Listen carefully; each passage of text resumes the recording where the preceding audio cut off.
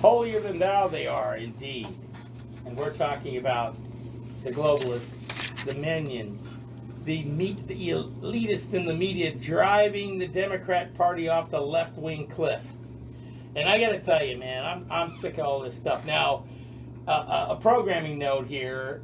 I didn't hit my stream button, the YouTube channel, so if you're watching on the YouTube channel, you missed my opening. Here's how you fix that. You go to the Article 5 Hour page on Facebook, and it is on there, okay? And also, it's also on Twitter at Article 5 Hour, on Periscope video that's going up there, and also you can always go back and get the audio archive on the website, okay? So there's ways to hear my opening, which was worth listening to, and I noticed the little red light wasn't on my recording device there. So anyhow, please support the page. Go there, give it a like, turn your notifications on. That's the Article 5 Hour page on Facebook. Go subscribe on the Article 5 Hour YouTube channel. Follow me on Twitter at Article 5, JD at Article 5 Hour. Keep sending those emails. I got an interesting one that I'm going to share with you at the end of the show if I got time enough that I got from you guys, and it's a complete connect the dots scenario of what's going on in DC. But let's bring it on in local here a little bit for the most part here. And we have with us in studio Jennifer Harrison of AZ Patriots with the Harrison Report. Welcome, Jennifer. Hey, JD. What do you want to start with?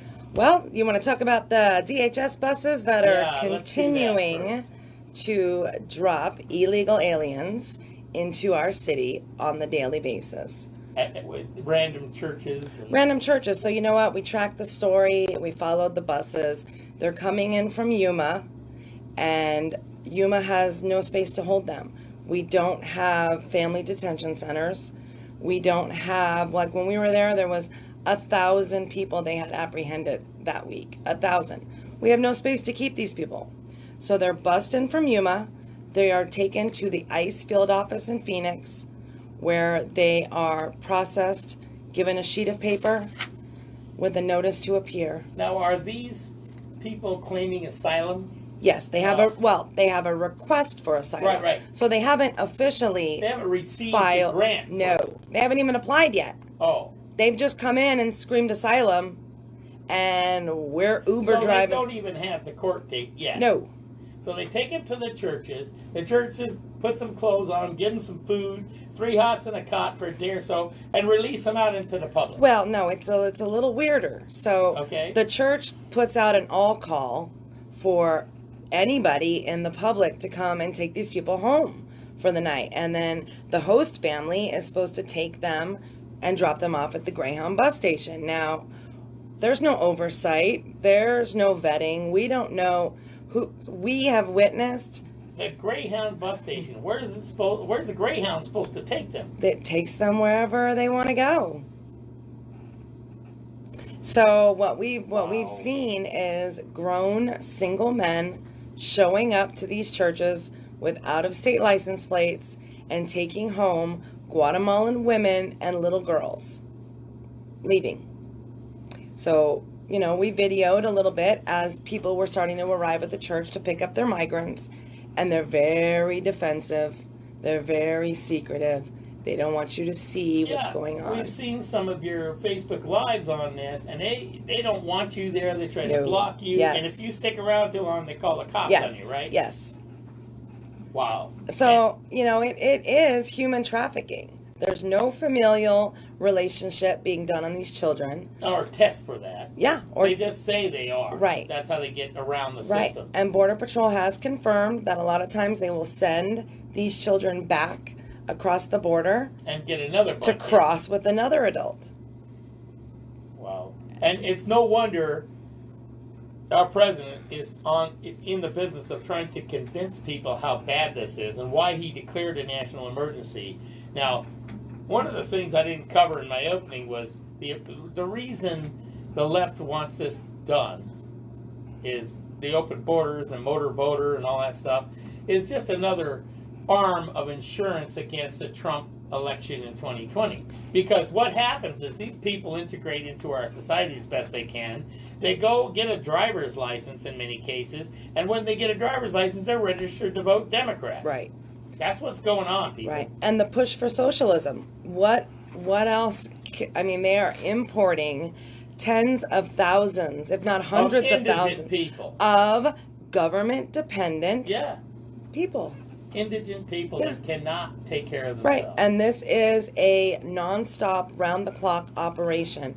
We sat at the ICE station last week and we witnessed 3 to 4 buses come in from the border, 3 to 4 buses go out to the church all day, every day. Now, isn't it interesting, Jen, that these folks, none of them are from Venezuela, are they? Oh, no. No.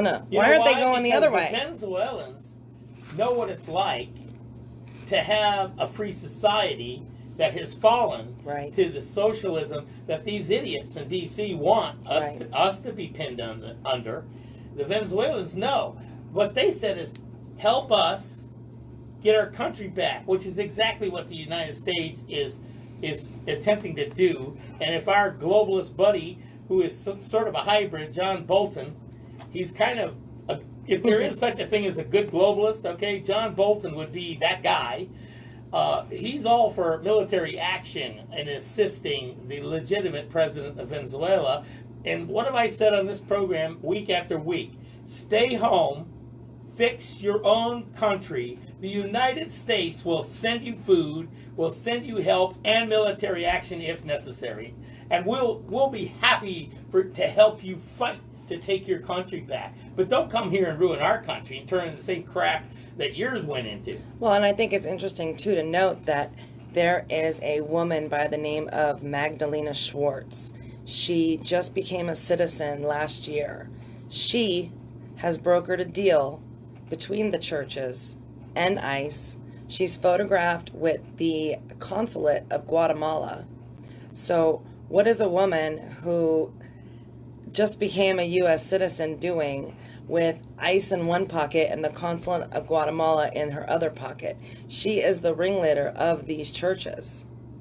Or the operation of laundering these people through the church. Right. And this is an amazing phenomena and an organized invasion effort of this country. Right. And the president knows this is going on, and that's why he declared a national emergency. Now, one could argue, I've argued on this show, what I want to do is I want to invade Mexico. I don't want to screw around. Why not?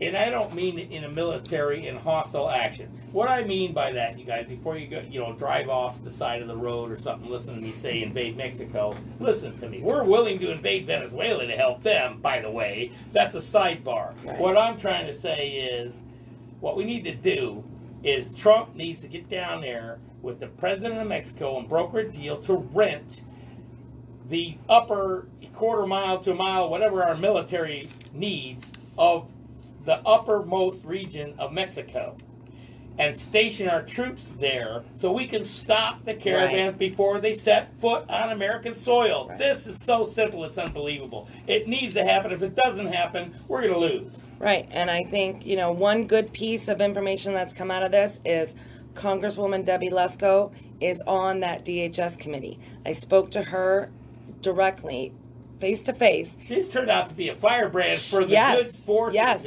and she's on that committee. She had no idea the extent of this catch release and dump in Phoenix churches. So I was able, she gave me her card, her contact information. I sent her staff emails, and they responded back that they are going to be getting back to me with some answers. Now, see, if you've got a little time, folks, one citizen can make that difference that you just heard Jennifer talk about. She takes her own time. She's not on anybody's payroll. Nope. She goes out and does this patriot work in our state just because she cares. Right. And guess what? She's making a difference because she got to the congresswoman, and now she's more aware than she was. So don't think you can't do anything. In fact, we depend on you doing the things that Jennifer Harrison is doing here.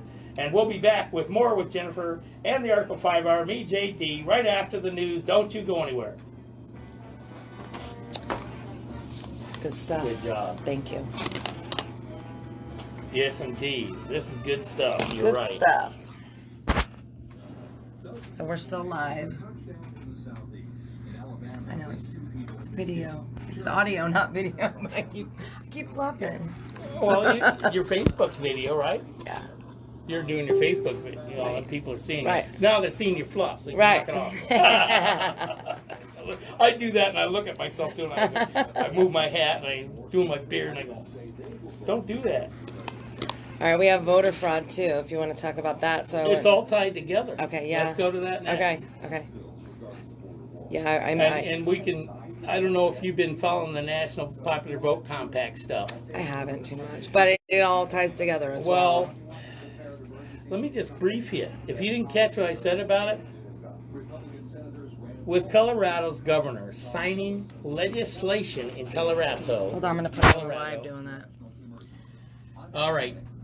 Colorado's governor has just signed legislation that binds Colorado's electoral college electors to the national popular vote. Now, this is a 10th Amendment issue. People think that the Constitution will save us. This is unconstitutional. You can't do that. Now, I agree with the statement.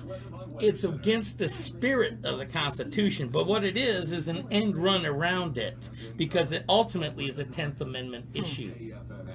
The states are not bound by the Constitution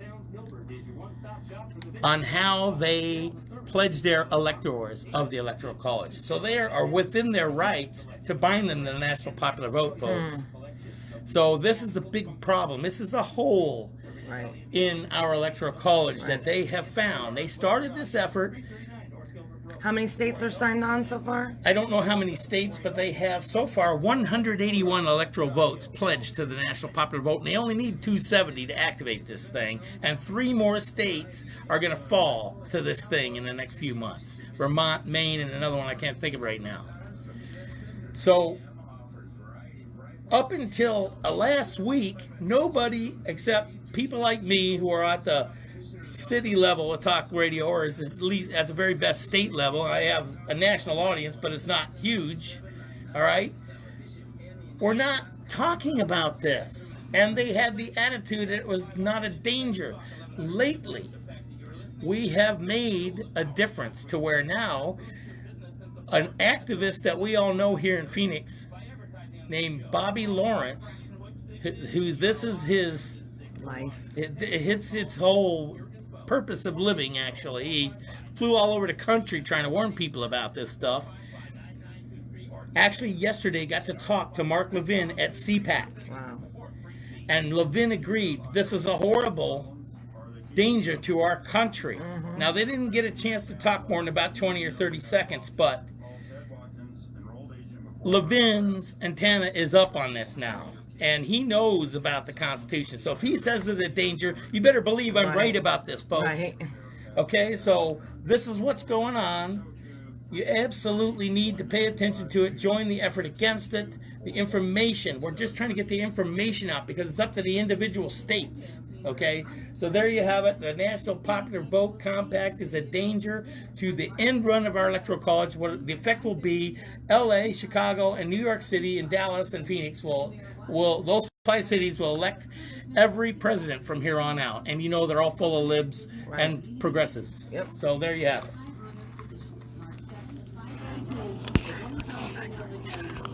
So now you're up on it. Gotcha. And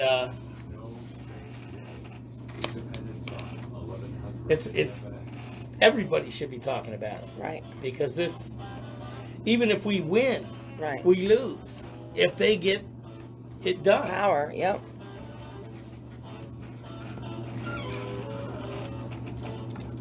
All right, Uncle Ted Nugent brings us back the Article 5 Hour, and thanks for hanging with us here on Independent Talk 1100 KFNX, the 50,000 watt unstoppable blowtorch here in the great state of Arizona, reaching out over to California and down into Mexico and up to Flagstaff, Arizona, and over to the Chiricahuas.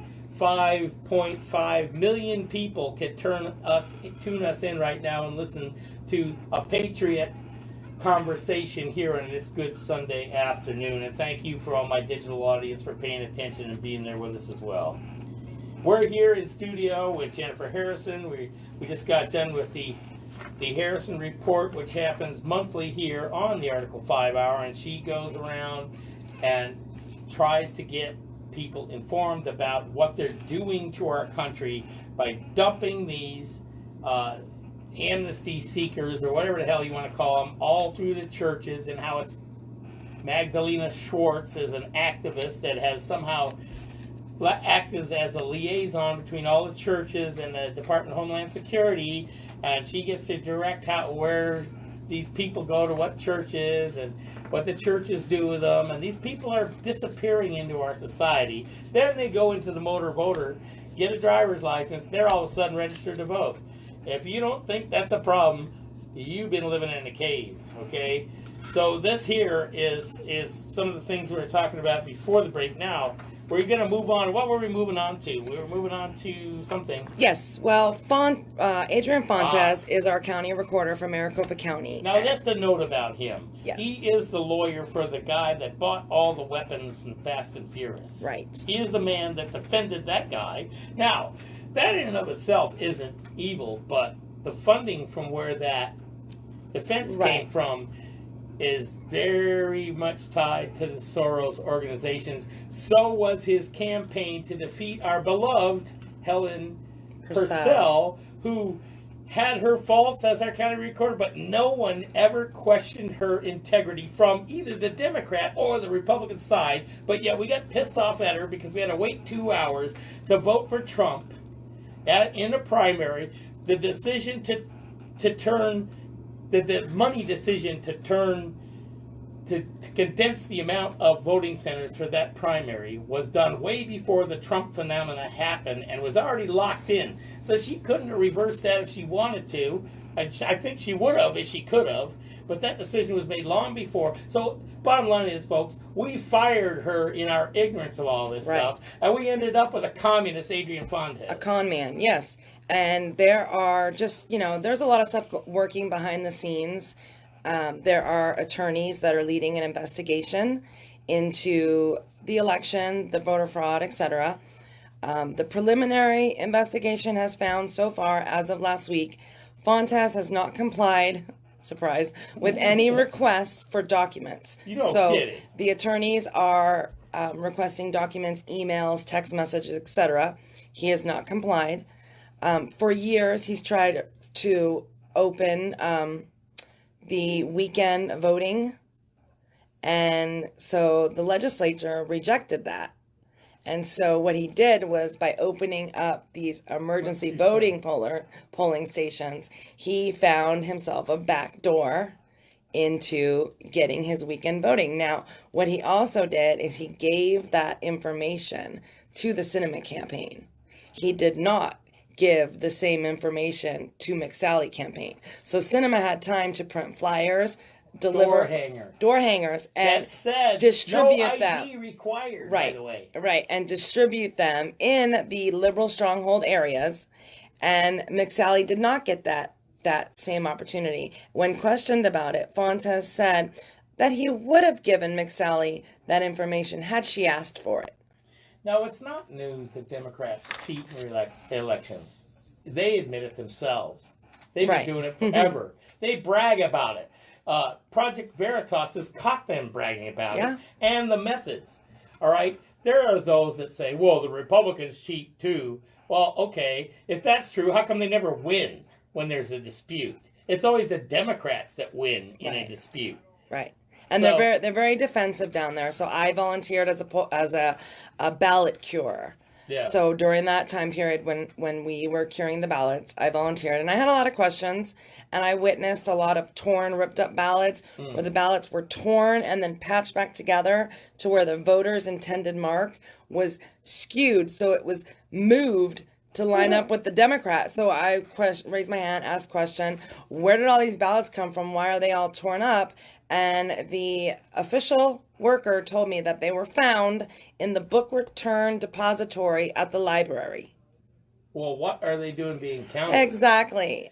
Because Exactly. the state law requires you to bring Chain your of ballot custody. to the precinct station or In a wherever, ballot box. an official place that's a ballot gathering place where Right. all the workers are there to inspect the Right. ballots you're giving them. Right. So if they come in the library depository, why are we counting them? Exactly. So I'm asking questions. They had security remove me from the building. Like, I mean, I've been thrown out of better places than that, but why are they removing me for asking questions? So if you go down there again and ask questions, they're very defensive. They're very combative. They don't want you there asking questions. Now, see, this is all part. This has been going on for so long. I mean, at least when you had Purcell running things, you didn't have this kind of shenanigans. Yes. Now, Yes. I'm not saying there was no voter fraud, but there was not this kind of voter, but this blatant, in-your-face stuff Exactly. wasn't going on. So the attorneys, we went down with a small group of just concerned citizens, the attorneys that are leading the investigation, and we went to the recorder's department and we asked to see their voter rolls. And of course, it was like, what do you want to see those for? Who are you? You have to fill out this, stack of FOIA requests. And we're like, no. So after like an hour, we were able to get a login to get on the computer and actually search the voter rolls. So you can search by name or you can search by address. So if you search by address, it'll pull up everybody in that home that received an early ballot. So some of the people that were with us had lists of information of like known criminals, illegal aliens, cartels, etc. And you're matching up names, and what did you find? So you can search by address, and it'll give you, so that apparently these lists contained people that should not have been voting. In other words, you found matches to your no-go list. Absolutely. Yeah. So that's no surprise, but it makes me very angry. It makes me so angry, Jen, that I want to change the subject. You are becoming a PC. Tell us about that process. Yes, so it's a super easy process. Precinct committee man. Arizona is short tens of thousands of PCs. So one PC is responsible for 125 people in your community. That's text messages, phone calls, door knocks, staying in touch, making sure people are registered, making sure people are voting, making sure people have the information, swaying, changing hearts. So you have to cold call these people? You can send them a text message. Hey, it's, I'm whatever. So it is cold call salesmanship, basically. Yes, or knock on their door, but that's okay. That's okay. And even if you can just do postcards or door hangers or however, we need the help. And not only are the Democrats have organized a better base of PCs, they've also out fundraised us. So we were short $1 million. $1 million. That means for every postcard that we sent out, the Democrats sent out 5. For every Facebook ad that we made, the Democrats made a commercial. And so the undecided voters are going to vote for the last name that they saw. Now, we had a groundbreaking thing happen a couple of months ago here in the state of Arizona. The establishment position of chairman of the Arizona GOP was taken over by a grassroots person named Dr. Kelly Ward. Right.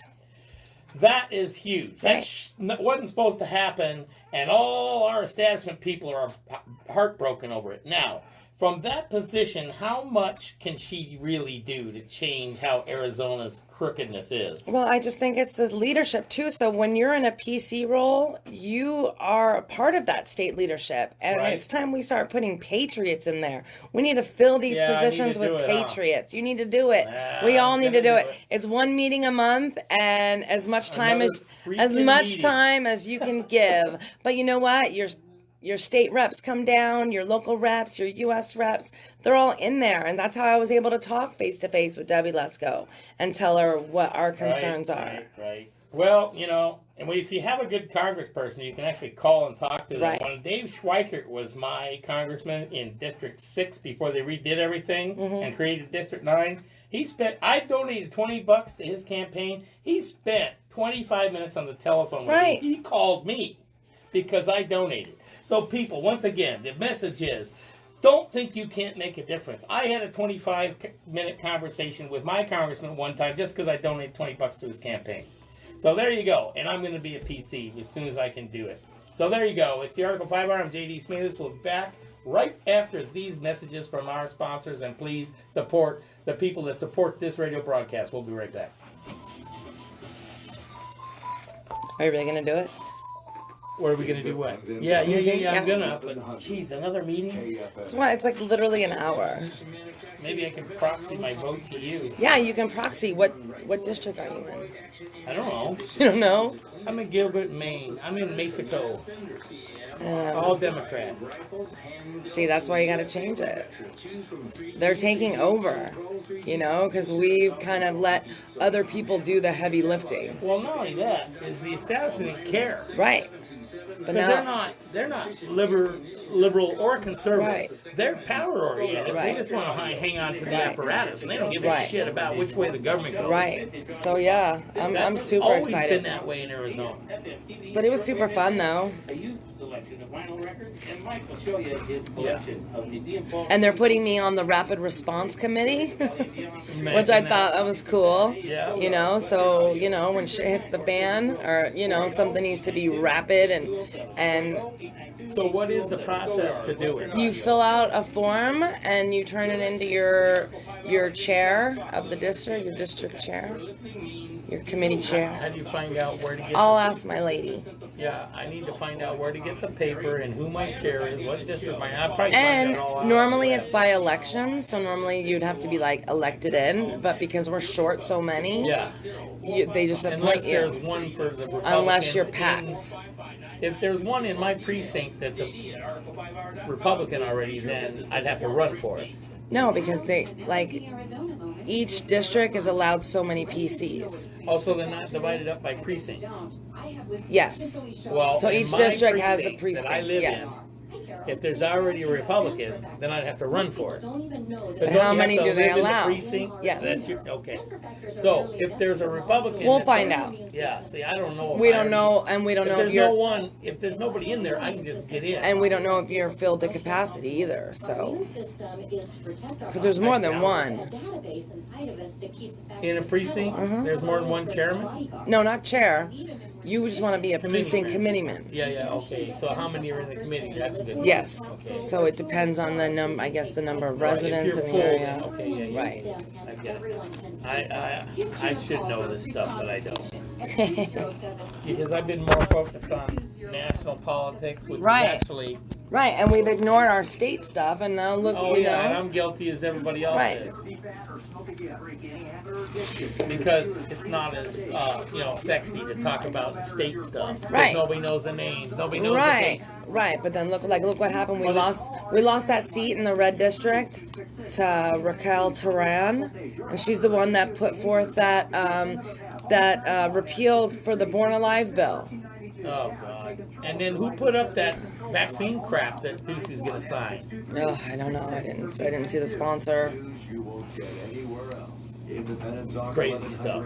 Yep. All right. Do we want to do more local stuff? Up to you. Your show.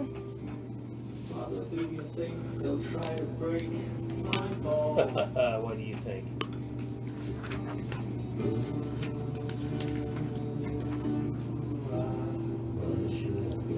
Yeah, we should build a wall as Arizonans and let them all sneak into California or something. But then they'll just come over here anyway, So we have a problem, folks, and it's we all are guilty of.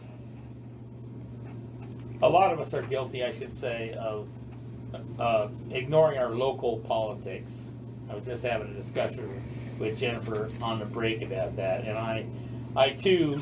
It's not as exciting and fun to talk about local politics as it is, the national thing, especially with Trump, superstar Trump as president. It's always fun to talk about what he's up to. But just as a quick note, I got a very interesting email, and I'm gonna glaze over it real quick, and it's all about connecting the dots about what's going on in D.C. and the Justice Department, the State Department, the Uranium One, and all the investigations and stuff from 01-05. There was an investigation in the Clinton Foundation with a grand jury. Okay, yet from '01 to '03, none of the donations to the Clinton Foundation were declared. Isn't that curious? Okay. Guess who took over this investigation in 2002? That would be none other than James Comey. Okay. Guess who was transferred into the Internal Revenue Service at the same time in the tax-exempt branch that would deal with this? That's Lois Lerner. Okay. Who ran the tax division of the Department of Justice '01 to '05? Well, that would be Attorney General of the United States Assistant Rod Rosenstein, of course. And guess who's the director of the Federal Bureau of Investigation at this time? Well, that would be none other than Robert Mueller. Isn't that a coincidence? Okay. And then, what do all four of these people have in common? Let's fast forward to '09. James Comey leaves the Justice Department, goes to Lockheed Martin. Hillary Clinton is running the State Department, using a personal email server, of course. Then the Uranium One issue comes apart, and she supports it, giving 20% of U.S. uranium to the Russians. Now, Bill Clinton goes to Moscow and gets $500K for a 1-hour speech at the same time. Wow. Not a big deal. Well, there was an FBI mole who was gagged and prevented from saying anything about any of this at the time. Okay. And who was the FBI director? Robert Mueller. Okay. And he even delivered a uranium sample to Moscow in 2009. Robert Mueller did. A lot of people won't know that. Guess who was handling the case within the U.S. Justice Department, U.S. Attorney's Office in Maryland at the time? Well, that would be Rod Rosenstein, of course. Guess what happened to the informant gag order? I told you about that already. Okay. Soon after the sale of uranium was approved, $145 million in quote-unquote donations made their way into the Clinton Foundation from entities directly connected to Uranium One. And who was overseeing this in the Internal Revenue Service? Comey? No. Internal Revenue. Oh, Rosenstein? No. Lois Lerner. Lois Lerner. Yes, indeed. Okay, let's go to 2005 in Benghazi and all the private email servers and all that kind of stuff. Trey Gowdy uncovered that, as we remember. And Kerry Department did everything humanly possible to cover for Hillary. And guess who became FBI director in 2013? Comey! James Comey. Guess who secured 17 no-bid contract for his employer with the State Department and was rewarded a $6 million thank you present when he departed his employer? None other than James Comey as well. Okay? All right, so the FBI director in charge of the Clinton email investigation, FBI investigates the Lois Lerner matter. And they didn't find any crimes there. I wonder why they didn't find any crimes there when, all these people are so intimately connected. In 2016, James Comey drafts an exoneration letter of Hillary Clinton. That's April. Okay, and then he comes out in June and says it, right? No grand jury there, okay? And then Rosenstein becomes Assistant Attorney General. Comey gets fired on a letter by Rosenstein. Comey leaks the government information, and then Mueller is assigned the rest of the investigation by Rosenstein. Then there's the FISA abuse and all the rest, okay? Okay, this charity fund, this Clinton Foundation, has never been audited by the IRS, ever, okay? And Comey's brother worked for D.L.A. Piper, a law firm that does Clinton Foundation's taxes. Comey's brother does the Clinton Foundation taxes. Okay. There's more. Ever heard of Lisa Barsumian? Let's learn about she's the U.S. Attorney in Georgetown Law, protege of James Comey, Robert Mueller. Her boss was R. Craig Lawrence, who represented Bill Clinton in 1998, Robert Mueller 3 times, James Comey 5 times, Barack Obama 45 times, Kathleen Sebelius 56 times, Bill Clinton 40 times, and Hillary Clinton 17 times. Between 1998 and 2017, Barsumian herself represented the FBI at least 5 times. You may be saying to yourself, who cares, right? Who cares about this history? Well, somebody did, because they purged all the documents in the Clinton representation of Hamburg versus Clinton in 1998 and its appeal in 1999 from the D.C. District Court of Appeals dockets. Someone there cares so much that the internet has been purged of all information pertaining to Barsoomian. Okay, now history indicates he's probably a CIA operative and had a phony email address and all that kind of stuff, and protected by CIA. That's neither here nor there. Well, why do we care about all this stuff? You know, it deals with Trump and his recent tariffs and Chinese steel, aluminum imports, the border wall, DACA, everything coming out of California, the uniparty, unrelenting opposition to President Trump, the Clapper leaks, the Comey leaks, Attorney General Jeff Sessions' recusal and subsequent 14-month nap with occasional forays into marijuana legislation mix. And last but not least, the Mueller's never-ending investigation into collusion between Trump team and the Russians. Why does Barsoomian's CIA operative merit any attention? Because she is Assistant Attorney General Rod Rosenstein's wife. Wow. That's why. Okay, if you send me an email, JD at Article 5 Hour, I will forward you the whole story that I just tried to give you the synopsis of. So this stinking, rotten silent coup is absolutely filthy from the start, okay? And I am so tired of it. I can't even watch Fox News because there's so many idiots on that anymore. It's really tough. Anyway, so there's my blast at the feds for today. We'll go into more of that. Now, anything we missed on your list? No, and I think how that all ties together on the federal level, we need to look at how this is all tying in at the state level. Sure, because we took out the proof of citizenship to register to vote. We are now giving illegal aliens driver's licenses.